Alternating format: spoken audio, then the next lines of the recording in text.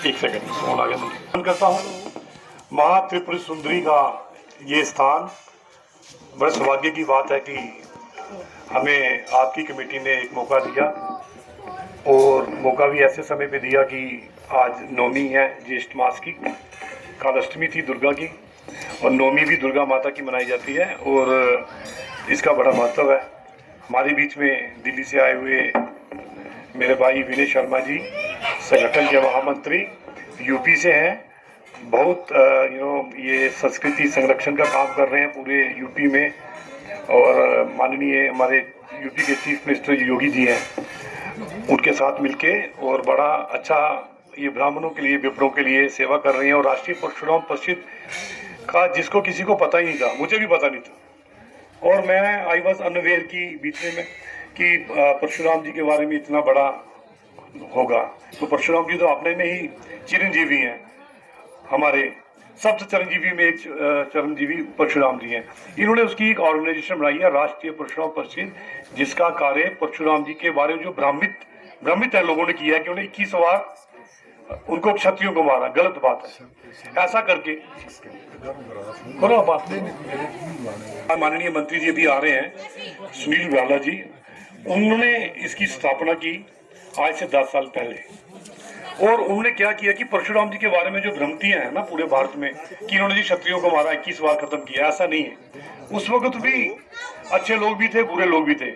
सभी क्षत्रियों को अगर मारा होता तो राजा जनक के पास उनका धनुष नहीं होता, फिर राम जी का भी नहीं होता, फिर आने वाले कई क्षत्रिय लोग नहीं आते। लेकिन ऐसा नहीं था, उन्होंने उन लोगों को मारा जो स्त्रियों के खिलाफ, गौ माता के खिलाफ, राष्ट्र के खिलाफ, समाज के खिलाफ, उस वक्त जो राजा थे, आताताई राजा थे, जो उनको जिन्होंने परशुराम जी की माता का ही कर दिया।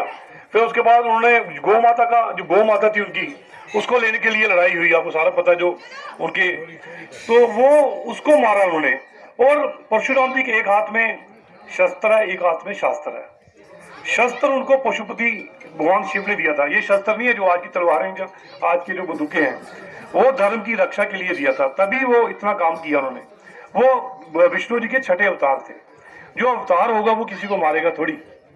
ये लोगों ने अंग्रेजों के आने के बाद भ्रमिता फैली ताकि हमारे आपस में जातिवाद फैले, वर्ण व्यवस्था को तोड़ने की एक बहुत बड़ी साजिश की गई। इस भ्रमियों को दूर करने के लिए हमारे मंत्री जो आ रहे हैं बराला साहब, मैं उनसे ये इम्प्रेस हुआ कि उन्होंने भारतवर्ष में जो राष्ट्रीय परशुराम परिषद ने परशुराम जी का धाम बनाया।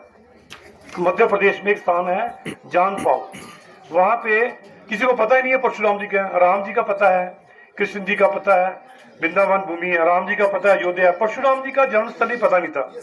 हमारे शोध पीठ ने रिसर्च करके वो उन्होंने वहां पे 100 करोड़ रुपया गवर्नमेंट ऑफ इंडिया ने दिया, अमित शाह जी ने वहां पे आके मूर्ति की स्थापना की और बहुत बड़ा धाम बनाया। और 26-27 को शायद आप एक यात्रा लेके जा रहे हैं, पूरे भारत से एक यात्रा लेके जा रहे हैं, जो महाकालेश्वर में, ओंकारेश्वर में, और वहां से होते हुए ये अपनी उज्जैन से होते हुए वहां जाएगी। जानपाव मध्य प्रदेश में इंदौर के पास है, इंदौर से रास्ता जाता है। तो कहने का मतलब है जो हमारी जो ऑर्गेनाइजेशन उसका काम है कि धर्म में जो भ्रांतियां हैं और जो हमारे धर्म को नीचा करने के लिए उन्होंने और जातिवाद फैलाया, आपस में टुकड़े टुकड़े करवाए, उसको दूर करने के लिए हम पूरे भारत में प्रचार कर रहे हैं। अभी हम कामाख्या में देवी गए थे, अभी अरुणाचल प्रदेश में किसी को पता होगा कि परशुराम जी का कुंड है, यहाँ पे उन्होंने अपना पर्चा लास्ट में फेंका था और वहां पे कुंड में उन्हें प्राश्चित किया था, प्राश्चित भी किया उन्होंने, ऐसा नहीं है। और अभी हमने गोवा में गए थे, गोवा में बहुत बड़ा, किसी को पता नहीं कि गोवा का नाम गोमंतक है, और गोवा की जो स्थापना है परशुराम जी ने की है। जब परशुराम जी ने सारी भूमि जीत के यहाँ कश्यप ऋषि जी को दान में दे दी थी। कश्यप ऋषि जी हमारे जो कश्मीर के, कश्यप जिनके नाम पे कश्मीर बना, उनको दान में दे दी और खुद चले गए गोवा में, वेस्टर्न घाट्स में। वहां पे समुद्र से उन्होंने जमीन मांग के ली, वो सारी जमीन दान में दे दी थी। और गोवा का नाम गोमंतक, और गोवा को हम बोलते हैं नहीं जी ये ऐश करने की भूमि है, वहां पे अंग्रेजों ने फ्रेंच कॉलोनीज बसाई और वहां पे क्या क्या उन्होंने अपनी सभ्यता का मंदिर तोड़े वहां पे, और वहां पे अपनी चर्चें बनाई और क्या क्या किया, आपको सारा पता है। और इतना बड़ा इतिहास कैसे टूट गया, कोई कमी हमारे में थी। हम आपस में लड़ते रहे, झगड़ते रहे, बाहर के चंद लोग आके यहाँ पे राज करते रहे, कुछ अंग्रेज आके पूरे भारत में राज करते रहे। हम कितने कमज़ोर थे, आज भी उतने ही कमज़ोर, उससे ज़्यादा हो गए हैं। और ये खतरा हमारे बाहर से नहीं, अंदर से है। इसको जागृत करने के लिए राष्ट्रीय परशुराम परिषद ने एक संकल्प लिया है, जिसलिए मैंने वहाँ पे उसको ज्वाइन किया कि भारत में भारत की संस्कृति को कैसे संरक्षण किया जाए, भारत के तीर्थों में कैसे पुनर्जागरण किया जाए। हमारी इसलिए आज का स्थान हमने कश्मीर में चुना, क्योंकि कश्मीर की जो संस्कृति में सबसे ज़्यादा जो इन दिनों में पिछले कई वर्षों से नुकसान हुआ है, शायद पूरे विश्व में कहीं नहीं हुआ। हमारे कश्मीर शैव भूमि है, ये शैविज्म की भूमि है। मैं कश्मीर पे आऊँगा। कश्मीर जो है एक छोटा स्थान नहीं है। हमारे कश्मीरी भाई जो जहाँ बैठे हैं, इनके कुलों की अगर बात की जाए, आप सारे जो हैं शैविज्म के लोग हैं। शैव दर्शन हमारा सनातन का सबसे टॉप का दर्शन है। जैसे दर्शन वेद है ना, वेद ब्रह्मा जी के हैं, पुराण विष्णु जी के हैं, ठीक है। और जो उसके बाद निगम जो है वो है हमारे रुद्र जी के। ब्रह्मा विष्णु महेश के ऊपर जो अवस्था है, जो ब्रह्मा विष्णु महेश को भी चलाता है, वो शिव है। वो इसको शिव क्यों बोला गया? क्योंकि तो कैसे हैं हम भूल गए हैं, अपनी स्वाभिमान को हम भूल गए हैं, अपनी अस्तित्व को भूल गए, अपने गौरव को हम भूल गए। शैविज्म जो है उसके बारे में मैं बताऊंगा कि आपको पता है कश्यप ऋषि का इन्होंने बताया। कश्यप ऋषि जी ने यहाँ पे कैसे कश्मीर को बसाया, कैसे सती सर को पानी से वो जलोद्वम जो राक्षस था उसको मार के और कश्मीर में ये बसाया कश्मीर। उसके बाद कई वर्षों के बाद फिर अगर आप हिस्ट्री देखें तो बौद्ध आ गए, यहाँ पे बौद्धों का राज रहा, बौद्धों ने कन्वर्जन की और हमारे हिंदुज़म को कन्वर्ट किया। जब आपने राजा अशोक का हमारा थे जिन्होंने बुद्ध को अपनाया, उसके बाद कश्मीर में भी उन्होंने राज किया और उसको दूर करने के लिए यहाँ पे आदि शंकराचार्य जी आए। उन्होंने यहाँ पे तपस्या की और हमारे बौद्धिज्म को यहाँ पे खत्म किया और हमारे शैविज्म को पुनः रिस्टोर किया। आदि शंकराचार्य जी आए। आदि शंकराचार्य जी के बाद यहाँ पे वसुगुप्त जी आए वक्त बीच में, और यहाँ पे जो श्रृंखला चली है शैविज्म जो है ये हमारे दो इसके बातें हैं। एक दुर्वासा ऋषि जी का है और दूसरा मत जो है अगस्त ऋषि जी का है, उसको बोलते हैं हेग्रीव, और एक दुर्वासा ऋषि जी का है। ये शैविज्म जो है ये आम विद्या नहीं है। ये ब्रह्मा विष्णु महेश जिस माता की पूजा करते हैं उस माता का नाम महात्रिपुर सुंदरी है। ये विश्वातीत अवस्था है, ये कालातीत अवस्था है। ये सारे ब्रह्मांड से यहाँ से निकलते हैं। आपने बोला हजार वर्ष नहीं, युगों से ये देवी सारे जो हमारे ब्रह्मांड है वो प्रलय में लीन हो जाते हैं। ये देवी जो है ये सदा रहती है, इसके अंदर ही लीन होते हैं और इससे प्रकट होते हैं। ये वो देवी है।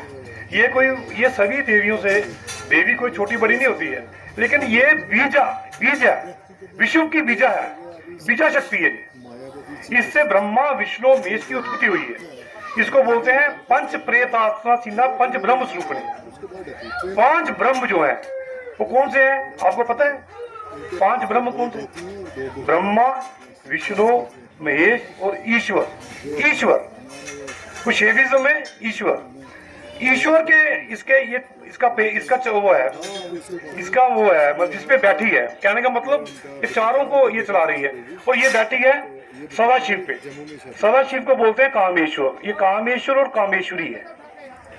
ये काम मीन्स इच्छा, जिस इच्छा से ब्रह्मांड की उत्पत्ति हुई, ये वो देवी है। इसकी इच्छा से, इसके ज्ञान से, इसके क्रिया से 3 शक्तियों से ब्रह्मांड चलता है। ब्रह्मा विष्णु महेश जिसकी पूजा करते हैं ये वो देवी है।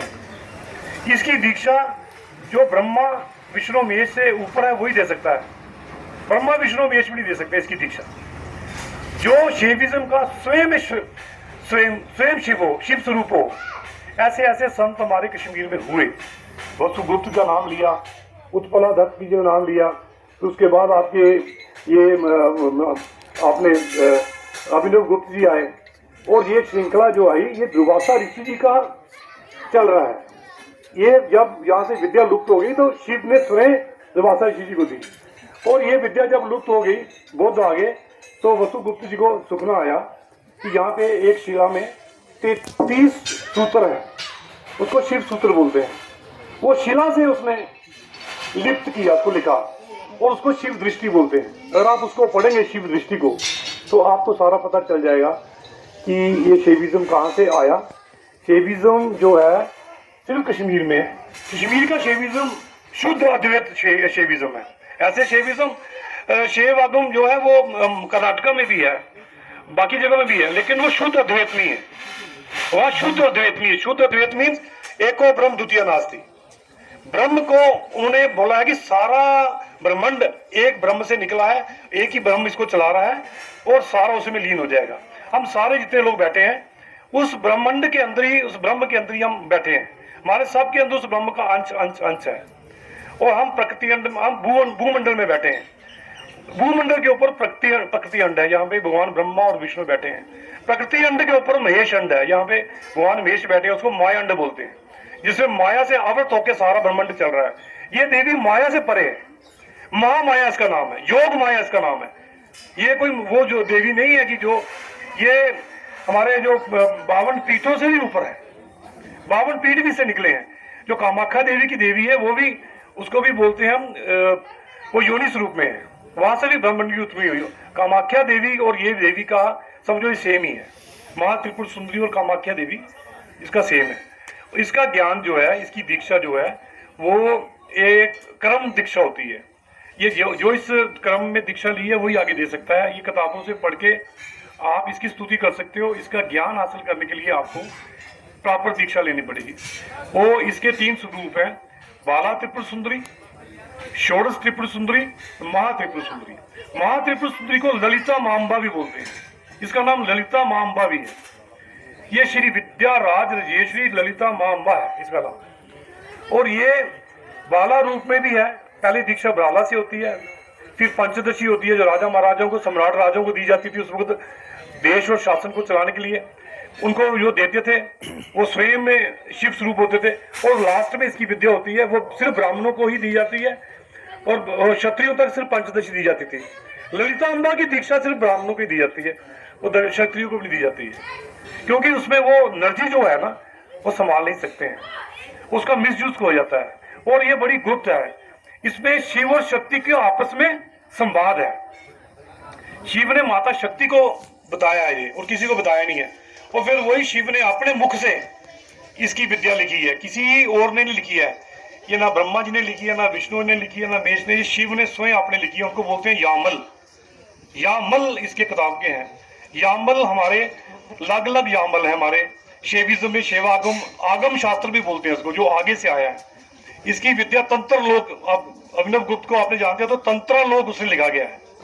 ये तंत्र की विद्या है, ये आम मंत्र नहीं है, ये बीज मंत्र है। यहाँ से बीज मिल, जहाँ से उत्पत्ति मंत्रों की होती है। मंत्र, मंत्रेश्वर, महामंत्रेश्वर और उसके ऊपर की जो शक्ति है ये वो है। इसको छोटा मत समझे। ये स्थान खुद छोटा इसलिए है क्योंकि यहाँ पे कोई पापी दुष्ट आ ही नहीं सकता है। यहाँ कलयुग नहीं एंटर कर सकता है। अगर हम लोग आए हैं तो हमारे पिछले 3 जन्मों के कर्म है कि आप पहले तो आप ब्राह्मण कुल में पैदा हुए हैं और पहले उस देवी के कुल देवी के रूप में आप इसको मान रहे हैं, तो बहुत बड़ा सौभाग्य है। अपने बच्चों को इस विद्या को देना चाहिए, इस विद्या को आगे चलाना चाहिए। फिर कश्मीर द्वारा सर्जन होगा इसका।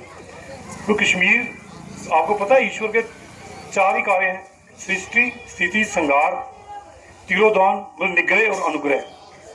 ये ब्रह्म ही कर सकता है, कोई आदमी नहीं कर सकता। सृष्टि को बनाना, सृष्टि को चलाना, सृष्टि का संहार जो है वो शिव जी करते हैं, महेश करते हैं। और जो संहार करके आपने में ले करती है, शिव को भी आपने में ले करके पुनः सृष्टि को निर्माण करती है, ये वो देवी है। कालातीत अवस्था है। और इसकी जो आपने ज़्यादा गूढ़ता से पढ़ना हो तो फिर इसको बैठ के विचारशील चिंतन का विषय है जी। और इसको माँ भगवती को हमें आज के बाद ललिता माँ महा त्रिपुर सुंदरी के नाम से इसको बोले। इसमें पूर्ण शिव और शक्ति का इसमें शक्ति है। इसमें शिव और शक्ति जो है ना समरस स्थिति में है। समरस मतलब एकात्म तत्व है, तभी इसको एक को ब्रह्म बोला गया है। यहाँ शिव और शक्ति एक रूप में है, अलग अलग भिन्न भिन्न नहीं है। बाकी जगह शक्ति के अलग अलग रूप है। शक्ति अपने रूपों से विस्तार कर रही है। चेतन से जड़ में जा रही है, जड़ से और शून्य में जा रही है, ऊपर से आती आती शून्य में जा रही है। और ये जो पूरा ब्रह्मांड है इस शक्ति का प्रतिबिंब है, मिरर है। ये मिरर है उसका। ये हम मिरर मीन्स कि हम जब कोई चीज अज्ञान में है उसको हम चीज को भूल गए हैं। हम शक्ल देख रहे हैं लेकिन हम उसको याद नहीं कर पा रहे हैं ये क्या है। जब तक ये दीक्षा नहीं होगी इसे पूरे ब्रह्मांड को, व्यष्टि को, समष्टि से जोड़ती है, मतलब एक पार्ट को होल से जोड़ने वाली विद्या है। व्यष्टि को समष्टि से जोड़ने वाली विद्या है। एक मनुष्य को देव बनाना, देव से पूरा ब्रह्मांड बनाना। हमारे ऋषि मुनि ऐसे थे, वो मंत्रों से शक्ति चलाते थे, पूरा ब्रह्मांड चलाते थे। ये इसको चक्रेश्वरी भी बोला गया है। इसका श्री चक्र में पूजा होता है। इसके आवरण है, भिन्न भिन्न आवरणों की पूजा होती है। वो श्री चक्र की पूजा वही कर सकता है जिसकी दीक्षा होती है, जो समझता है इस चीज को। और उसके बाद आप लोग इसकी स्तुति करें। यहाँ पे मैं चाहता हूँ एक म्यूजियम बने, छोटा सा लाइब्रेरी बने। जितनी पुरानी किताब किसको मिलती है अपने घर में यहाँ रखें। जो पढ़ना चाहता है, कभी छुट्टियों में बच्चों को पढ़ती हैं, यहाँ पे वो आस्था आस्था ऐसे संत बुलाए जाएं जो इस विद्या को जानते हैं, आपको अच्छे तरीके से समझाएं, आपकी दीक्षा करें, पुनः दीक्षा करें। आप देखो चमत्कार क्या होगा। ये शादीलाल जी और मैं जानते हैं कि हमने बाला त्रिपुर सुंदरी में पूजा की थी, क्या चमत्कार हुआ। और वहाँ की थी ज्येष्ठा माता के ऊपर, माता की क्या क्या आपने माता कहने का मतलब है कि ये चेतन भूमि है, ये भूमि चेतन भूमि है। सिर्फ आपको जगाने की जरूरत है, आपको जगाने की जरूरत है। जिस दिन ये जाग गई, कोई रुकेगा ही नहीं, कोई रुकेगा ही नहीं। क्योंकि जब उसका विस्तार होता है ना, आपने विस्तार छोड़ दिया है, कहना नहीं चाहिए मुझे, क्योंकि आपको पता ही नहीं है। और आप बूढ़ में आपने गलतियां भी की हैं। क्योंकि अगर आपकी कुलदेवी ऐसी है तो आप उसको नहीं मानोगे तो उसकी भी एक होती है। वो एक समय के साथ हुआ है, आपने भी किया है। वो कलयुग ने आना था, सारा कुछ होना था, सारा सृष्टि में लिखा है। लेकिन मुझे लग रहा है अब चेतना फिर से जागेगी। अब पुनः यहाँ पे आप देख रहे हो जो 2019 के बाद कैसे, 14 के बाद कैसे चेंजेस आ रही हैं भारत में। ये कोई छोटा मोटा काम नहीं है, कोई मोदी जी कोई छोटे मोटे नहीं है। जब कोई आदमी जो कर रहा है वो आदमी नहीं है, उसके पीछे शक्ति होती है, संतों की शक्ति होती है। ये शक्ति, अगर भारत की शक्ति कश्मीर से जाग जाए, आप देखो क्या होता है। ये सारी पार्टियां जो इकड़ दुकड़ कर रही हैं, अभी वैसे उखड़ गई हैं, जमीन पे पाँव नहीं रहे हैं। आने वाला वक्त जो है ये ब्राह्मणों का है, आने वाला वक्त भारत का है, आने वाला वक्त हमारे कश्मीरी भाइयों का है। आप लोग पूरे भारत को, पूरे विश्व को एक रास्ता बता सकते हैं, क्योंकि आपके पास विद्या ही ऐसी है जिससे पूरा ब्रह्मांड निकल रहा है। उसका कंट्रोल यहाँ पे है।